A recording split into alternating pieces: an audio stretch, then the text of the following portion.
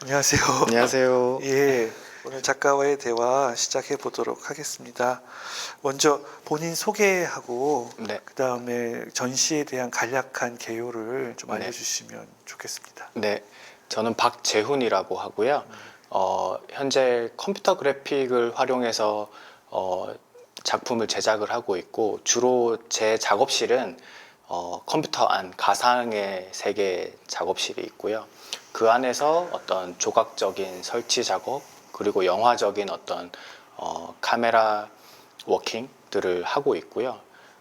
특히 제 작업에서는 중요한 부분이 어떤 컴퓨터상 온라인상에 업로드되어 있는 그런 오픈소스 데이터들을 활용해서 그것들을 가상의 공간으로 다시 불러오고, 그리고 3D 스캔된 어떤 실제의 사물들을 다시 또 가상의 공간에서 시뮬레이션 하는 작업을 하고 있습니다.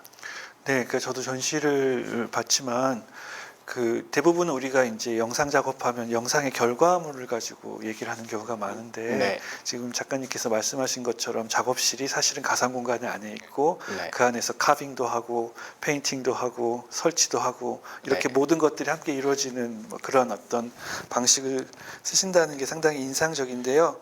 그 실시간 연옥 이제 갤러리 루프의 전시에 대해서 얘기를 나누는 게 이제 중요할 것 같습니다. 네. 실시간 연옥은 3D 컴퓨터 그래픽 영상 작업을 통해서 과연 우리가 살아가는 현실이 무엇인지, 고대의 주수성과 과학기술에 대한 신뢰 사이의 어떤 문제를 다루고 계십니다. 이 질문의 배면에는 인류사를 지배해온 믿음, 욕망, 공동체를 표상하는 종교와 무한 경쟁을 야기하는 자본의 기이한 동거 상태를 유토피아를 향한 욕망이 어떻게 우리의 삶을 지배하는지를 사유하는 그런 전시로 저는 보았는데요. 네. 이런 작업을 하게 된 계기를 짧게 좀 소개해 주실 수 있을까요? 네, 우선 제 작업에서 가장 핵심적인 요소는 어떤 사물들이고요. 그 사물들이라고 하는 것이 어떤 현실 세계에 있는 실제 하는 사물들이기도 하지만 어떤 가상의 세계로 어떤 3D 스캐닝이라고 하거나 아니면 3D 모델링이라고 하는 그런 기술적인 부분을 활용해서 어떤 실제에 있는 사물이 가상의 영역으로, 가상의 공간으로 번역되어 온 그런 어떤 상태, 그러니까 가상 공간 안에 있는 어떤 사물들이 가지는 어떤 물질성이라고 하는 부분이 제 작업에서는 되게 중요한 역할을 하고 있고요. 그래서 제 작업에는 보면 인간의 형상 혹은 인간이 나오지 않아요. 인간의 모습이. 그런 부분들은 이제 주로 사물들을 통해서 결국에는 제가 인간에 대한 이야기를 하지만 인간을 활용하지 않고 인간의 모습을 쓰지 않고 사물들을 활용해서 인간의 삶을 이야기하고자 하는 그런 스토리라인 그리고 소재들을 많이 활용을 하고 있습니다. 네, 마침 이제 제가 할 질문이 그 작업의 배경이 됐던 그 단초가 되었던 발터 베냐민 얘기를 좀 하려고 했었는데요. 네.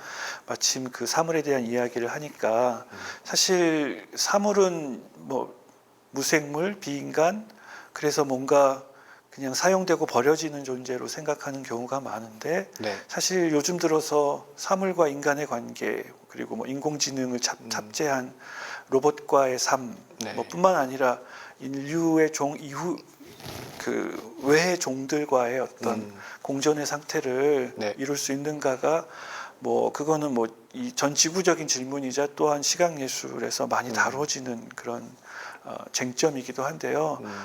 그 박재훈 작가 작업에서도 그런 부분들을 좀 살펴볼 수 있었는데 제가 지금 던지고 싶은 이제 두 번째 질문은 작가의 세계관에 관한 것입니다.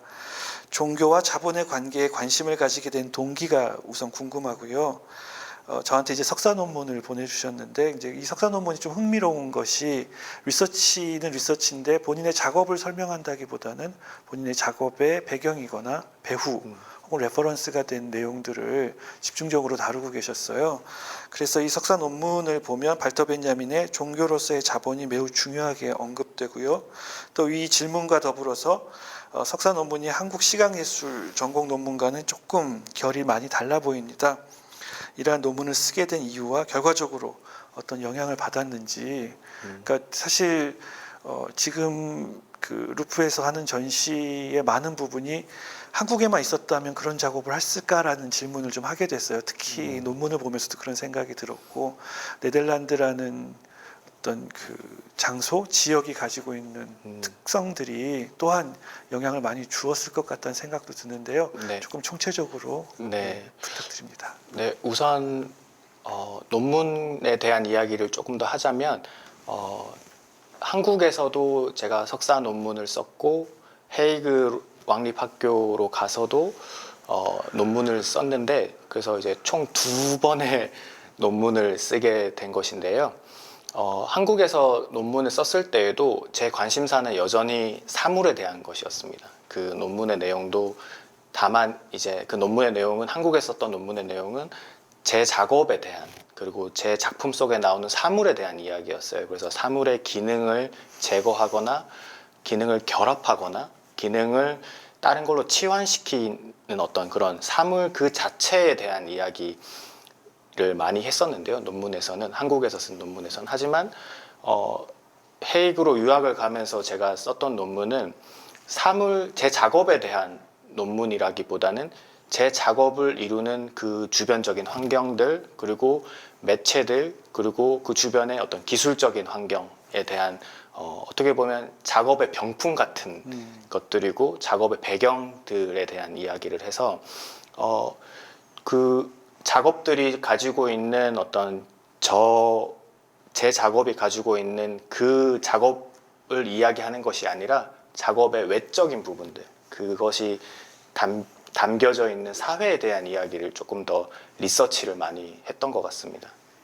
네, 바로 이제 그 작업에서 사회적인 질문들이 상당히 많지만 그것을 뭔가 그 직접적으로 묘사하거나 직설적으로 내뱉기보다는 비유하거나 혹은 기호학적인 것들로 이렇게 드로잉하는 작업들이 인상적이었고 저는 개인적으로는 그 루프 갤러리 1층에서의 작업들은 그 드로잉의 느낌이 강했고요. 그러니까 무엇을 이야기한다기보다 무엇을 이야기해야 하는가를 모아놓는 듯한 느낌이었고 그 지하로 내려가서의 작업은 아까 초반에 말씀하신 것처럼 시네마토스코프의 어떤 규모의 작업 그래서 뭔가 그 리서치와 어떤 기반이 된 그 과정들이 하나의 작업으로 영화적인 어떤 포맷으로 완성된 듯한 느낌을 받았습니다.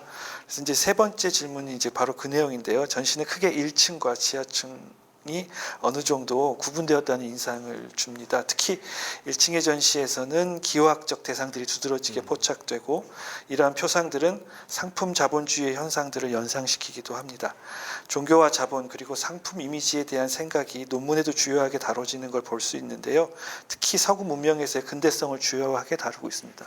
약간 식민지적인 것들, 특히 저는 불상에 대한 얘기가 상당히 흥미로웠는데요. 이게 저희들한테는 종교의 어떤 대상, 상징이고 그래서 숭고한 것이고 성스러운 것이기 때문에 함부로 다룰 수 없는 것인데 여기는 막 시장에서 판매되고 네. 마치 당시 근대인이 되려면 부르주아의 어떤 그 인테리어를 완성하기 위한 소품 같은 느낌도 받게 되었는데요. 그걸 좀 집중적으로 얘기해 주시면 어떨까요? 네, 그 유럽에 가서 살면서 가장 처음 제가 불편하게 생각했던 지점들은 그 제가 어떤 차별을 당하거나 인종주의적인 차별을 당한 것보다는 훨씬 더 다른 지점이었는데요. 바로 그 불상이라 저는 개인적으로 불교를 지금 현재는 믿지 않지만 부모님께서 불교를 믿으셨고 그거에 대한 영향이 되게 컸고 그런 절에 가서 어떤 산을 가는 걸 되게 좋아했었습니다. 그래서 어떤 불상에 대한 저는 나름의 어떤 그런 신격화까지는 아니지만 불상에 대한 어떤 그런 신성한 존재라는 어떤 그런 생각이 있었는데요. 네덜란드에 가서 어떤 그런 불상이 일단은 기본적으로 몸이 없어요. 그게 다 목이 잘린 상태로 어떤 화장실에 데코레이션이 돼 있거나 아니면 식탁 위에 올려져 있거나 아니면 잔디밭에 그냥 두세 개의 목이 잘린 부처들이 있는 모습들이 저는 그것들이 너무나 폭력적인 경험이었고 그리고 그 불상들이 어떤 아시아의 어떤 식민주의적인 어떤 그런 사태를 대변하는 것이기도 하지만 쇼핑센터에 가서 보면 또 그 불상들이 이제 플라스틱 혹은 알루미늄 혹은 황동 뭐 이런 식으로 되게 레이디메이드 된 불상들이 아주 저렴한 가격에 팔리는 모습을 보고 그 부분도 되게 흥미로웠던 지점이고, 어떤 종교라고 하는 것이 특히 아시아의 이 종교가 서양으로 가서 어떻게 변질되었는가 하는 부분들이 흥미로웠습니다. 그리고 제가 리서치에서 밝혔던 지점은 어떤 그 서구의 기독교 문명이 다시 한국으로 왔을 때 이것이 얼마나 크게 기업화가 됐느냐 하는, 그래서 서로 이제 동양과 서양이 서로의 종교를 교환하면서 서로 바뀌어지는 과정, 그런 부분들이 되게 흥미로웠습니다. 예, 이렇게 문화 인류사를 보면 특히 종교도 서구 같은 경우에는 불교가 매우 신흥 종교로 받아들여지고, 그들이 잃어버린 낙원 혹은 이상 혹은 그런 어떤 윤리적인 것들을 이 불교를 통해서 되찾으려는 욕망들을 보여주었던 것 같고요. 동양은 오히려 특히 한국 같은 경우에는 뭐 일제 강점기와 그다음에 전쟁을 겪은 후 아주 급진적인 산업화를 통한 인간 소외들이 나타나면서 특히 자기의 몫을 갖고 태어나지 못한 사람들이 그런 공동체를 만드는 데 있어서 이 종교가 상당히 많은 기여를 했던 것 같고요. 그런 게 이제 이른바 자본과 또 집중되는 여러 가지 현상들을 초래한 게 아닌가 싶습니다. 그러니까 작업이 단순히 어떤 사태를 뭐랄까 그냥 드로잉으로 끝나는 문제가 아니라 사실은 그 이면에 내려가서 우리가 걸어온 과거의 길들, 그리고 현재, 그리고 앞으로의 미래, 이렇게 그 인류가 나아가는 어떤 방향성에 대한 큰 그림들이 좀 그려지기도 하는데요. 그게 아마 실시간 연옥에서 이제 본격화되어서 나타난 것 같기도 합니다. 자, 그러면 다섯 번째 질문으로 넘어갈게요. 네 번째 질문을 제가 적어놓은 거는 지금 대답이 어느 정도 된 것 같아서요. 네. 근대성은 논리적 이성, 과학기술을 기반으로 한 산업화, 대량 생산체제, 신성의 파괴, 이에 따른 자본의 종교화를 일으켰습니다. 좀 전에 얘기하신 것처럼요. 이러한 정황에서 빠지면 안 되는 의제가 바로 이제 노동인 것 같은데요. 노동의 가치와 그것의 현실일 것 같습니다. 이데올로기의 터널을 빠져나왔지만 여전히 전 지구적인 노동의 가치와 노동자의 현실은 좀처럼 나아질 기미가 보이지 않고요.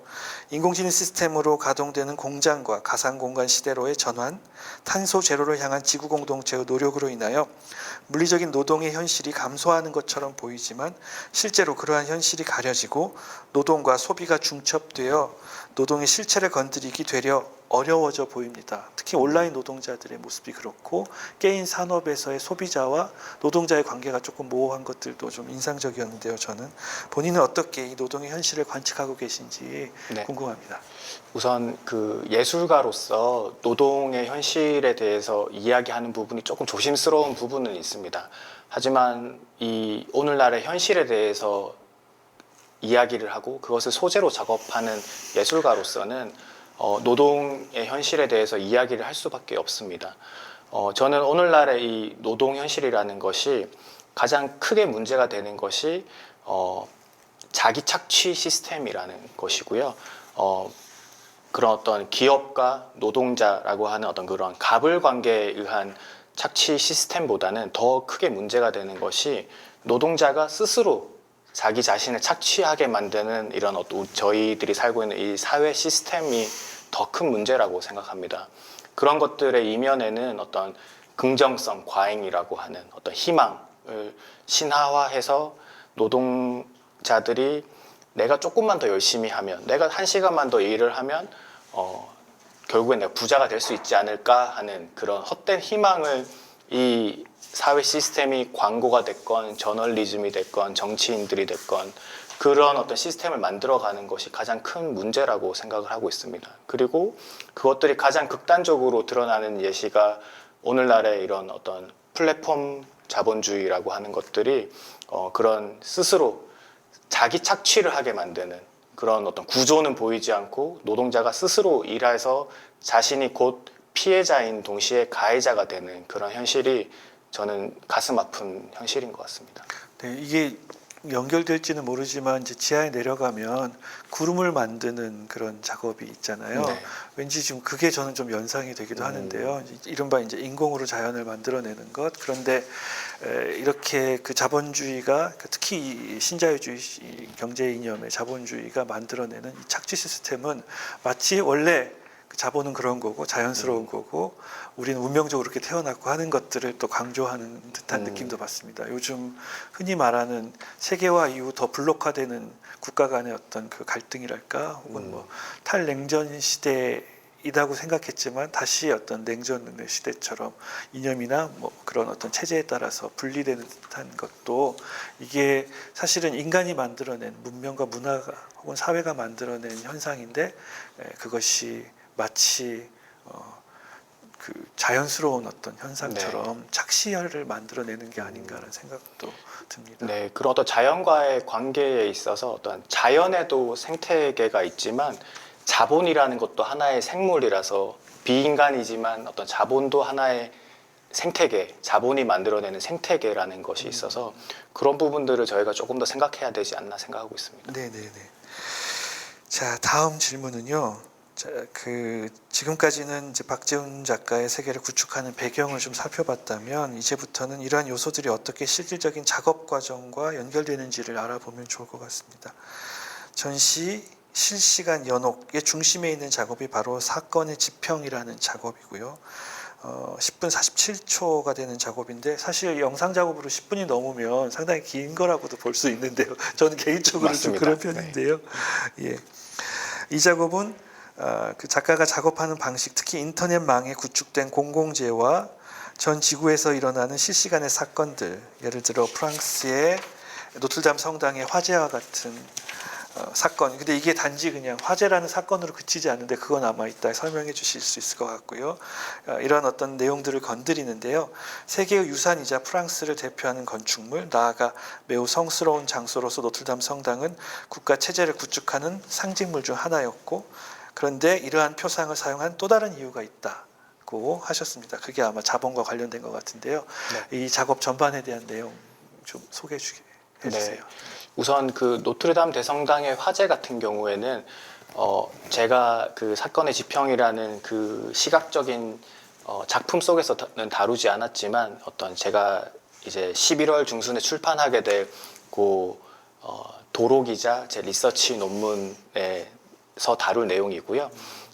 대성당 노트르담 대성당이라고 하는 것이 하나의 저는 유럽의 기독교 문명을 상징하는 하나의 심볼이기도 하고 그 프랑스라는 나라를 상징하는 심볼이라고도 생각을 했습니다. 근데 그것이 어떤 불타는 상황이 저는 되게 가슴이 아팠지만 더 그 후에 충격적이었던 것은 프랑스의 모든 명품 기업들이 그 불탄 그 노트르담 대성당을 복원하기 위한 기금에 많은 금액을 거의 1조 원이 가까이 되는 그것이 넘는 금액을 기부를 하게 되었습니다. 근데 그 재밌는 부분은 그 대부분의 기업들이 프랑스의 명품 기업들이었고 그들이 가지고 있는 어떤 이미지를 세탁하기 위한 어떤 그런 도구로서 그 노트르담 대성당의 화재를 이용했던 것 같습니다. 하지만 그 후에 드러난 사실은 그 기부금이라는 것이 거의 60%가 넘는 금액을 다시 세금으로 공제를 받게 되는 어떤 그런 시스템을 프랑스 국민들이 알게 되었고 그로 인해서 노란조끼 시위대들이 계속 그런 명품 기업들의 편법과 어떤 그 정부의 그런 안일한 대책들 때문에 시위를 계속했던 것이 저는 되게 이 자본주의와 종교라는 어떤 혹은 그 권력, 자본, 종교 이 세 가지의 영역이 여전히 그 고딕 시대와 바뀌지 않았구나라는 생각을 많이 하게 되었습니다. 그 신은 죽었을지 모르지만 네. 자본주의에 의해서 좀비가 되는 것 같은 네. 느낌도 받는데요. 네. 그 사건의 지평 내용 작업도 조금 더 구체적으로 소개해 주실 수 있을까요? 네, 사건의 지평도 마찬가지로 전 지구적이라고 하면 너무 거창할 수는 있겠지만 어떤 시리아와 그 다음에 팔레스타인 혹은 후쿠시마에서 일어나는 전쟁과 재난을 이제 시각적으로 시뮬레이션한 작업인데요. 하지만 그것이 단지 영상 작업으로 보여지지만 그 이면에는 3D 스캐닝 혹은 포토그래메트리라는 어떤 사진 측량 기술을 이용해서 실제 하는 공간, 전쟁이 일어났던 공간 혹은 그런 폭격으로 무너진 건물들을 드론 촬영으로 영상을 촬영하고 그것을 다시 3D라고 하는 그런 가상의 오브제로 번역해서 들어온 어떻게 보면 사진의 확장된 조각적인 영역인데요. 그런 최신의 테크놀로지를 이용해서 실제 하는 사물들을 가상 공간이라고 하는 공간 속으로 번역해서 들어오고 여전히 남아있는 어떤 물질성의 얼룩들을 시뮬레이션하는 작업이라고 할 수 있습니다. 그러니까 사건을 직접 보여주기보다는 사건의 어떤 잔존하는 그 뭔가 알 수 없는 것들을 네. 지형도를 통해서 이렇게 보여주신다는 의견, 네. 그 의도 같이 들리는데요. 제목을 실시간 연옥이라고 지은 이유도 좀 네. 궁금한데요. 우선 이번 전시의 제목은 실시간 연옥이고 메인 작업의 제목은 예, 사건의 지평하고 실시간 연옥 네, 맞습니다. 메인 작업은 이제 사건의 지평인데요. 그 두 가지 연관이 됩니다. 예. 그래서 어떤 실시간 연옥이라고 하는 거는 오늘날 우리가 살고 있는 이 현실이 되게 지옥의 단편이기도 하고 천국의 단편이기도 한 그 두 가지가 실시간으로 동시에 일어나기 때문에 저는 그 중간 지대인 연옥이라는 개념을 썼고 사건의 지평이라고 하는 부분은 이 자본주의에 대해서 이야기를 조금 더 하고 싶었습니다. 그런 실시간 사건의 지평이라고 하는 것은 영어로 이제 이벤트 호라이즌인데 그게 천체 물리학 용어입니다. 그래서 그 천체 물리학에서 그 블랙홀이라고 하는 것 모든 사물, 모든 물질을 빨아들이고 심지어 빛까지 빨아들여서 그 안을 밖에서는 절대 관측할 수 없고 그것에서 안에서 일어나는 일을 예측할 수 없는 그런 상태라고 들었습니다. 그리고 사건의 지평선이라고 하는 것은 그 외곽 경계를 말하는 것인데요. 그래서 저는 그 오늘날의 이 자본주의가 그 블랙홀과 같아서 이 밖에서 절대 이 블랙홀 자본주의라고 하는 이 블랙홀 안을 들여다볼 수 없고 그 시스템을 우리가 감히 바꾸려고 할 수 있는 노력도 할 수 없는 그런 상황을 조금 이야기하고 싶었습니다. 그러니까 거의 모든 인류가 다 지금 그 사건의 지평 근처에서 지금 어쩔 줄 몰라 하고 있다 뭐 이런 느낌까지 들리기도 되는데요. 예. 자, 그러면 자, 이제 그러면 그 종교에 대한 그리고 종교와 관련된 이미지에 대한 내용으로 좀 넘어가 보도록 하겠습니다. 종교가 발명한 이미지 정치학은 과연 무엇을 위한 것일까라는 질문을 좀 해보게 되는데요. 재앙과 다크 투어리즘 그리고 디스토피아의 제형물은 온라인 영상 플랫폼을 통해 무한 복제되어 일상 그리고 사적 삶으로 깊이 침투합니다. 저희가 원하지 않아도 그냥 저도 모르는 사이에 그런 것들이 제 눈앞에서 펼쳐지고 있는 것들을 보는 경우가 아주 자주 있는데요. 그 논문을 보니까요, 히에로니무스 보슈의 작품을 분석한 것들이 좀 인상적이었어요. 이제 거기도 이제 뭐 일종의 연옥이라고 말할 수 있을 것 같고, 그리고 뭔가 일종의 메타포들이지만 매우 지금 그 실시간 연옥을 가장 직관적으로 보여주는 그런 회화 작품 같다는 인상을 받았는데요. 혹은 또 한국 사찰에서의 지옥도 그래서 자연스럽게 본인의 어릴 적 경험, 미술사의 이야기, 또 네덜란드의 경험 같은 것들, 그게 이제 전공과 연결된 것도 있고 본인의 어떤 일상과 연결된 것들이 작업에 크게 많게나 적게 영향을 주었다라는 인상을 받았습니다. 어떻게 그런 경험들이 반영됐는지 얘기해 주시겠어요? 네, 우선 지옥도에 관심을 가지게 된 계기는 제가 사물에 대한 관심이 기존에 있었기 때문에 사물들이 나온 과거의 그림들, 페인팅이 어떤 것이 있을까 많이 리서치를 많이 했었습니다. 근데 어떤 정물화에 있는 사물들은 다들 과일, 뭐 해골 해서 되게 재미가 없었는데 지옥도에 나오는 사물은 너무너무 재밌더라고요. 어떤 고문하는 기구들 아니면 어떤 악기들 그리고 약간 형태가 변형된 그러니까 고문, 톨처링, 고문을 하기 위한 어떤 약간은 변형된 그런 사물들이 많아서 되게 제 작업이랑 잘 맞는다라고 생각해서 흥미를 가지게 되었습니다. 그리고 그 지옥도라고 하는 것이 제가 흥미로웠던 지점은 또 불교에도 있고 그런 기독교에도 있고 그다음에 이슬람교에도 지옥도가 있고 하는 어떤 그런 모든 종교가 지옥도를 그리는데 그것이 물론 그 종교라고 하는 이데올로기를 설파하기 위한 하나의 어떤 도덕률로서의 역할을 당시에 했겠지만 제가 생각했을 때는 그것이 1000년 전에 그려졌건 100년 전에 그려졌건 전 지옥도가 그 당시의 삶을 가장 잘 반영하는 하나의 유산이라고 생각을 했습니다. 왜냐하면 그 당시에 도덕률을 제일 먼저 보여주고 그 도덕률을 어긴 사람을 고문하는 것은 그 당대의 사물을 이용해서 고문을 하기 때문에 저는 그런 부분들이 어떤 현실을 가장 그 당시의 현실을 가장 잘 반영한 어떤 그림이라고 생각을 했고요. 또 한 가지 재밌었던 지점은 보쉬의 작품 그 삼면화에서 지옥을 보면 천국은 너무 지루해 보이고 지옥은 너무나도 밀도가 있고 사람들이 많이 나오고 이렇게 볼거리가 많은 곳인 거죠. 그래서 다 뮤지엄에 가서 실제로 보면 사람들이 천국은 안 보고 지옥만 보고 있어요. 그런 부분들이 오늘날 우리가 만들어내고 우리가 즐기는 어떤 시각 매체 미디어 환경에서도 헐리우드 영화에서도 지옥과 재난을 다루는 내용들이 거의 90% 이상이고 그런 것들이 어떤 공통점이 있다라고 생각을 했습니다. 그러니까 이제 그 방금 설명이 전 매우 흥미로웠던 게 본인 작업에서의 사물이 갖는 의미를 그 아주 잘 비유한 그런 내용이었거든요. 그러니까 인간을 개조하는 방법, 인간을 만드는 어떤 도구로서의 사물성에 대한 의견 같이 들렸고요. 그리고 이거는 이제 그 영국의 그 성공의 대주교 신부님이 그런 얘기를 했대요. 천국은 지옥이 되고 지옥은 천국이 됐는데 그 뭐지 부처가 석가모니가 기독교 신자가 아니어서 지옥에 갔는데 거기서 사람들을 교화해서 살기 좋은 걸 만들어서 천국과 지옥이 뒤바뀌었다고 뭐 그런 얘기가 있었는데 보쉬의 그림이 마치 좀 그런 듯한 인상도 받습니다.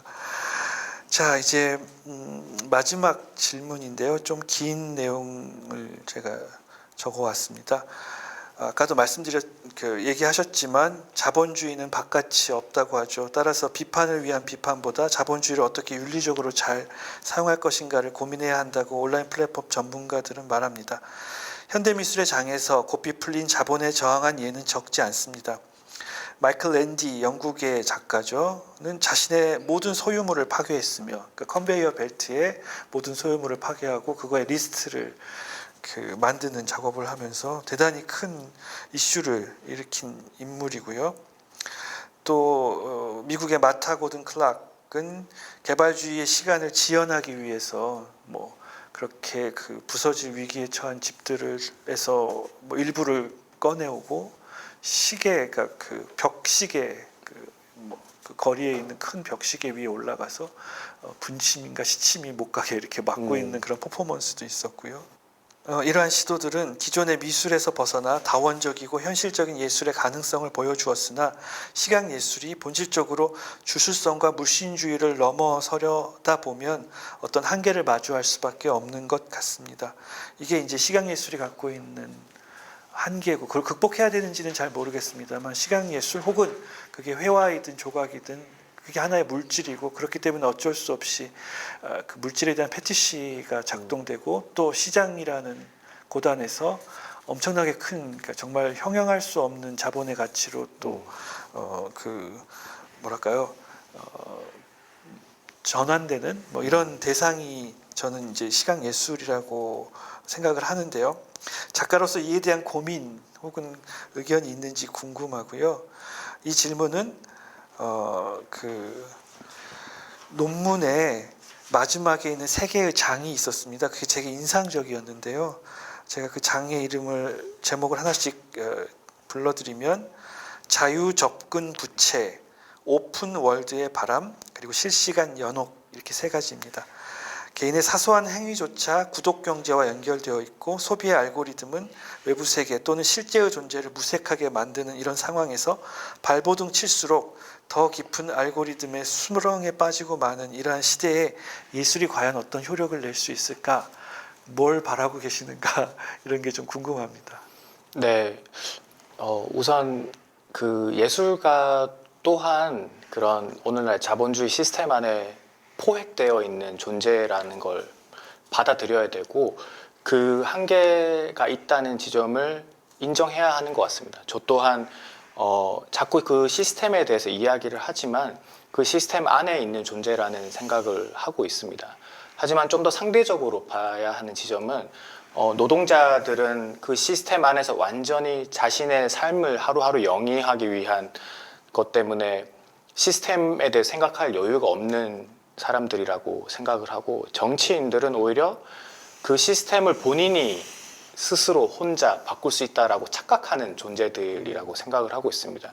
거기에 저는 예술가의 역할이 있다라고 생각을 하는데요.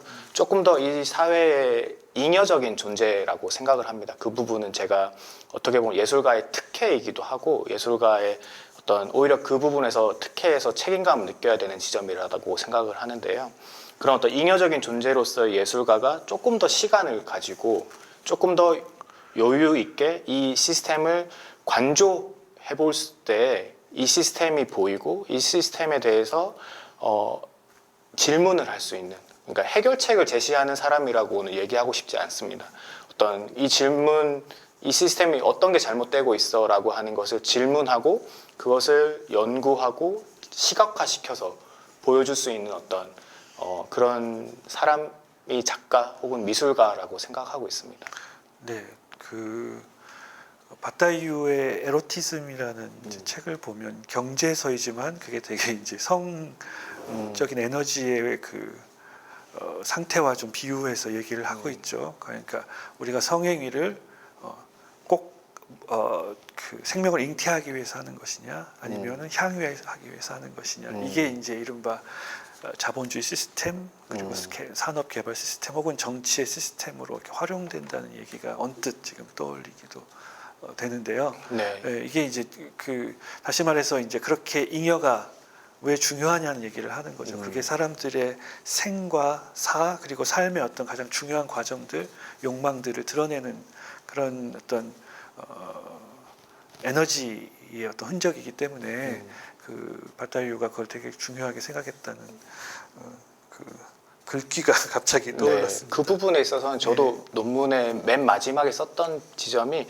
어떤 생식과 관련된 것과 명확하게 일치하지는 않을 수 있지만 사물도 저는 그런 비슷한 부분이 있다라고 생각을 하는데, 실제 하는 비인간 논휴먼의 어떤 사물들은 그냥 수동적인 존재를 우리가 바라보지만 사실 걔네들끼리 어떤 생동하는 물질들, 이렇게 사물들끼리 어떤 네트워크가 있는 어떤 그런 상태라고 생각을 하고, 실제에서는 그렇지만 가상의 공간으로 넘어왔을 때는 이 알고리즘이라고 하는 것, 이 AI라고 하는 이 테크놀로지와 만나서 이 실제의 사물들이 가상 공간 안에서는 자기 증식한다고 생각을 해요. 그래서 어떤 서로 다른 두 공간에 있는 사물들이 저는 너무나 재미있고 여전히 네, 그래서 앞으로도 계속 그런 사물들의 실제 하는 사물들과 가상 속에 있는 사물들의 물질성을 서로 번역하고 그 사이에서 발생하는 어떤 오역되는 것들의 틈을 계속 연구하고 시각화시킬 생각입니다. 예, 벌써 이제 제가 질문할 것들을 말씀하셨는데요. 혹시 마지막으로 더 하고 싶은 얘기가 있다면? 없습니다. 그럼 여기서 그만 마무리를 네. 할까요? 예, 지금까지 박재훈 작가와 실시간 연옥 그리고 본인 작업의 배경과 세계관 그리고 나아가서 작가로서의 어떤 나아갈 방향에 대한 얘기를 나누었습니다. 예, 좋은 말씀 너무 감사합니다. 감사합니다. 예, 감사합니다.